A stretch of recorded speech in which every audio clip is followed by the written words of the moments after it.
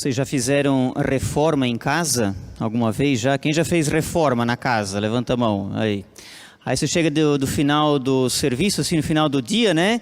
Ah, que beleza, vai lá, aperta na tecla. Vixe Maria, não está funcionando. Amanhã eu tenho que falar com o pedreiro, com o eletricista, né? Tá mais ou menos assim hoje, né? A gente estamos em reforma, né, gente? Tá tudo, não dá para ver, mas se abrir aquela porta ali, tá tudo destruído ali para dentro, né?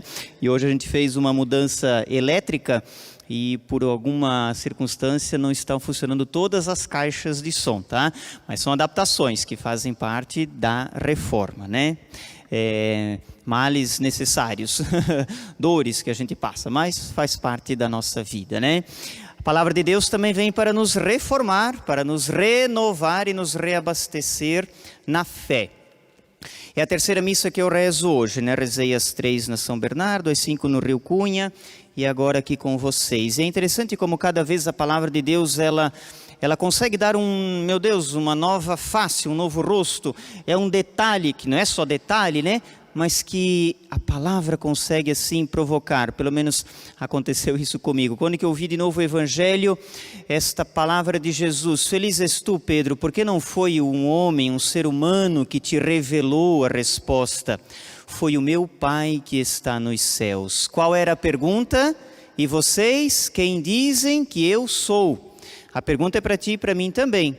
Jesus continua repetindo esta pergunta ao longo de toda a história da humanidade, porque depende da resposta aquilo que nós somos, aquilo que nós seremos. Se a resposta for só intelectual, se a resposta for só copia e cola, se a resposta for só ler num livro e dizer, olha, está escrito aqui que tu é isso, não é Deus quem está revelando, não é Deus quem está dizendo. A resposta tem que brotar de dentro para esta pergunta. E vocês, quem dizem que eu sou? Quem é Jesus para ti? Quem é Jesus para mim? Quem é Jesus para a igreja? A resposta brota de uma intimidade, de uma convivência. Como é que a gente conhece alguém? Como é que a gente pode dizer quem é alguém? Se não tiver com esta pessoa, né? Conversa, diálogo, uma amizade um pouco mais longa, liberdade, abertura, confiança. É no relacionamento, não é verdade? É no dia a dia que a gente vai conhecendo alguém e dizendo quem este alguém é. A pergunta não é o que eu sou, a pergunta é quem eu sou. Porque o que vai para um universo de coisa, de propriedade, de características. Agora, quem é uma resposta que tem que brotar de dentro. Quem é o meu pai? Quem é a minha mãe para mim? Não é uma resposta teórica. Vem de dentro, vem da experiência. Quem é Jesus para nós? E a primeira leitura e a segunda indicam 2 caminhos para nós buscarmos, alcançarmos e olha lá, construirmos essa resposta, porque minha gente, ela nunca vai estar pronta. Primeira leitura, Pedro é a igreja, né? Ele está preso. Deus poderia ter evitado? Talvez sim, esta prisão, esta violência, esse momento difícil da vida de Pedro. Herodes está prestes a levá-lo para a cruz, vai morrer Pedro. Pedro está preso, mas a igreja está rezando. Está no texto, Pedro preso, a igreja rezando. E enquanto a igreja está rezando por Pedro, que também é a igreja, essa é a nossa fé, não precisa eu explicar a nossa doutrina católica. Enquanto a igreja sofre em Pedro, a igreja reza no povo, na eclesia, na comunidade. E o que acontece? Acontece que a oração vai realizando o que as forças humanas não conseguem. As mãos estão acorrentadas, não tem força para desatar isto. Existem 4 filas de guardas com 4 soldados em cada um, não dá nem para pular. Não tem como atravessar isto. Correntes, grades, muro da cidade. E de repente o que acontece? Uma luz na cela, as correntes vão se dissipando. Ele passa, com o auxílio do anjo, pelo meio dos guardas. O portão se abre sozinho. Veja, não é mágica. É a catequese, a pedagogia da palavra de Deus dizendo para ti e para mim. Nós também passamos por prisões, porque nós somos igreja. Então nós uma hora estamos dentro da cela, como Pedro.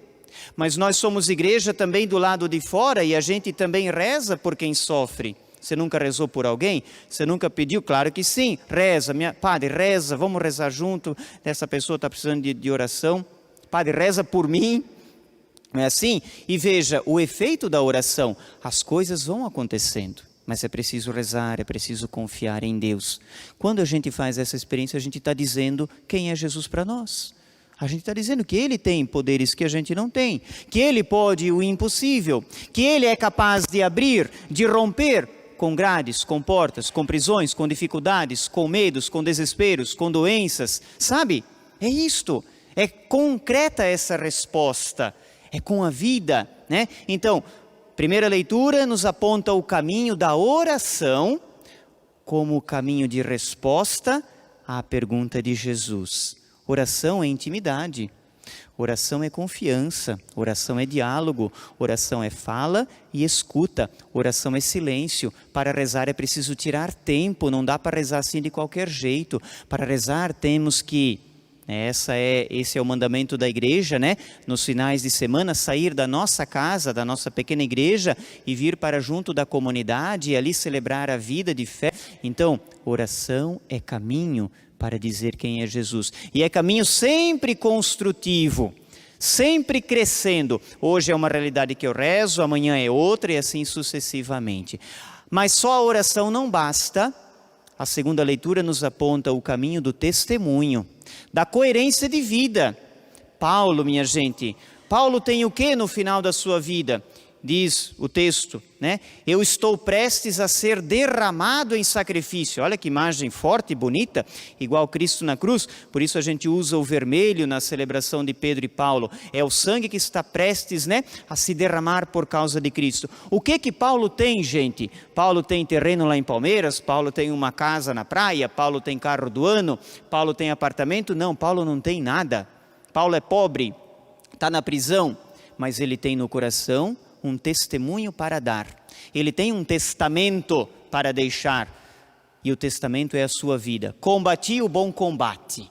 O que é combater o bom combate? É fruto da oração, mas é testemunho de vida. É diante da possibilidade da traição, é diante da tentação de tirar vantagem em alguma situação, é diante as coisas da vida, os combates. Eu combati o bom combate. Eu busquei a santidade, eu não fui por qualquer caminho não. Veja, é testamento de vida. Combati o bom combate, o combate de Cristo, o combate do Evangelho, da palavra, é a fé que depois ele guarda, né? Guardei a fé, mas antes ele diz, completei a corrida, não abandonei no meio do caminho não desisti. Ainda que venham ventos contrários, não desanimeis jamais, né? Sábado que vem, dia 9, dia de Santa Paulina, essa famosa frase dela, né? Completei a corrida, fui até o fim. Não coloquei desculpinha durante a caminhada. Por quê? Porque a fé foi guardada. Guardei a fé, ninguém roubou ela de mim, não. E hoje eu estou aqui, Paulo, né? Preso, prestes a derramar a minha vida, e eu deixo o meu testemunho. O Senhor nunca me abandonou. Eita, que rasteira na gente, né? Que a gente reclama de vez em quando, que desiste da caminhada, quer culpar os outros quando a culpa é nossa mesma e assim por diante. Então veja, olha, oração e testemunho. E a gente vai dizendo para Jesus quem Ele é. Quem não reza, não tem intimidade com o Senhor. E rezar não é de vez em quando não, hein? De vez em quando a gente faz as coisas que não são importantes. As coisas de vez em quando elas não são necessárias. De vez em quando a gente vai no shopping, de vez em quando a gente come pizza. Agora, oração é sempre. É força, energia, intimidade. Oração, testemunho. Não é para testemunhar Jesus de vez em quando não me custar nada. Não. O testemunho ele tem que ser ao longo de toda a vida. Né? Guardar, completar e combater. Que a palavra nos ensine, nos inspire, nos ajude nesta caminhada. E que Pedro e Paulo, né? Eles sejam sempre para nós também esses testemunhos de vidas coerentes que nos estimulam também na caminhada de fé. Sendo assim, a palavra tem toda a razão em dizer: o inferno não prevalece não.